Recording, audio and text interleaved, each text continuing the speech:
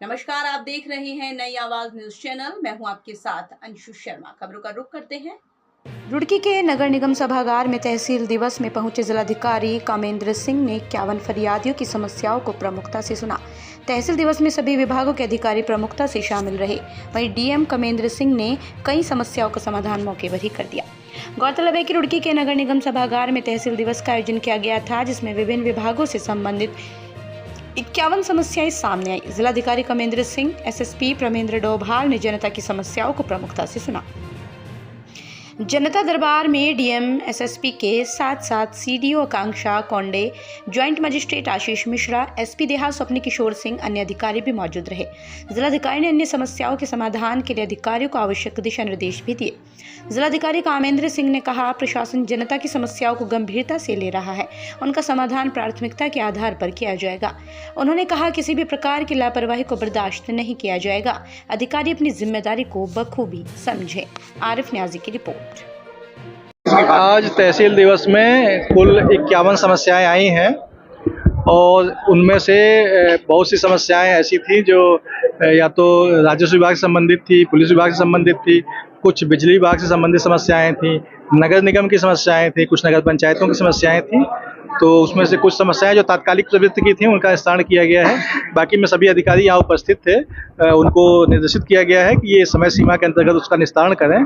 और कुछ और भी शिकायतें थी, जैसे एक नगर निगम की थी शिकायत, छोटे मोटे बिजली के पोल की शिकायत थी, या किसी के नामांतरण की तत्काल की शिकायत थी, किसी का रह गया है, कुछ नामांतरण की समस्याएं थी, कुछ जो है पोल की समस्याएं थी, कुछ लाइट की समस्याएं थी, नगर निगम की जो है शराब की समस्या थी। उसमें तत्काल भेजा गया टीम को कि जाकर के तत्काल मौके का निस्तारण कर दें। कुछ दीर्घकालिक प्रवृत्ति की समस्याएं थी, तो उसके लिए भी जो है निर्देशित किया गया है कि समय सीमा के अंतर्गत उसका निस्तारण कर लें। समस्याएं भी आई हैं और खासतौर पे कुछ चक परिवर्तन की समस्याएं हैं। और चक परिवर्तन एक निश्चित अवधि पे ही होता है, जिस टाइम फसल कटती है उस टाइम पे होता है।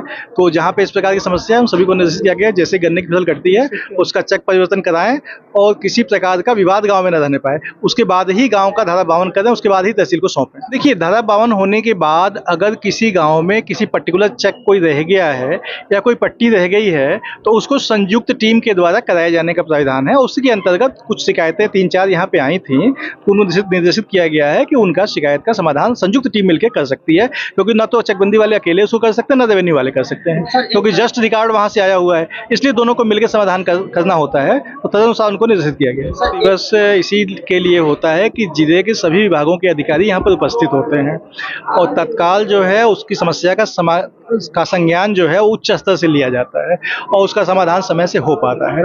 तो इसी के उद्देश्य के अंतर्गत सभी को बुलाया गया, समस्याओं को सुना गया है और निश्चित तौर पर इनकी समस्याओं का समाधान होगा। जो भी लापरवाह अधिकारी कर्मचारी कोई भी हैं, आपके सामने ही बात की है और उन सभी को कड़े निर्देश दिए हैं कि किसी प्रकार की लापरवाही बर्दाश्त नहीं की जाएगी। और जो भी जनता आपके सामने आती है उसकी बात को शांतिपूर्वक सुने, समय से बैठें, समय से सुने, ताकि मुख्यालय पर या तहसील दिवस पर लोगों को ज्यादा आने की आवश्यकता ही ना पड़े। तो ये थी फिलहाल की कुछ खास खबरें। बाकी की तमाम छोटी बड़ी खबरों से जुड़े रहने के लिए देखते रहिए नई आवाज न्यूज चैनल। नमस्कार।